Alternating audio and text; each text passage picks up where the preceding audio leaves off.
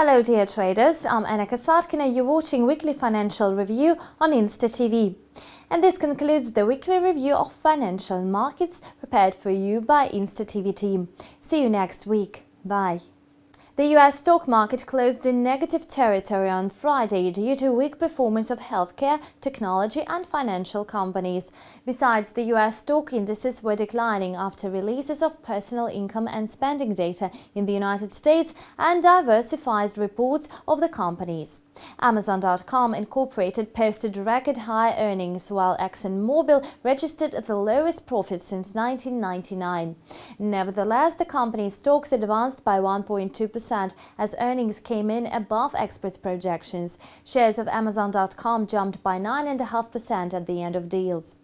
The Nasdaq Composite dropped to 4,777.03 levels. The high-tech index fell by 1.9% for a month and lost 2.6% for a week. The Dow Jones Industrial Average slid by 123.27 points, or 0.69%, to 17,707.49 on April 29. All in all, the index managed to gain 0.5% for a month, but closed the week down by 1.3%. At the same time, Standard & Poor's 500 decreased to 2,061.95, closing the week down by 1.3%. The index did not add more than 0.3% for the month due to a large tech stock sell-off. Personal income in the United States rose by 0.4% in March compared to the previous month. Meanwhile, personal spending edged up by 0.1%. Analysts had anticipated an increase of 0.3% and 0.2% respectively. The University of Michigan final consumer sentiment dipped down to 89 points in April compared to 91 points in March. The flash figure amounted to 89.7 points, while experts had forecast an upward revision to 90 points.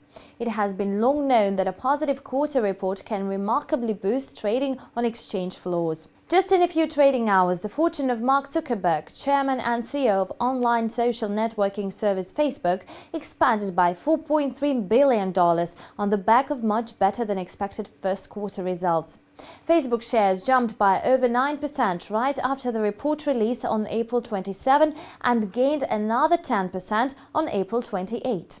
On Friday, the share price closed at $117.58.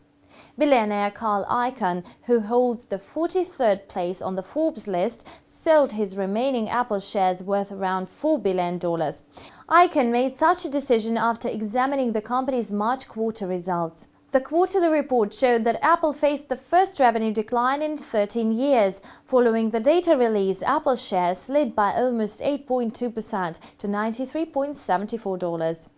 And this concludes the weekly review of financial markets prepared for you by Insta TV team. See you next week. Bye.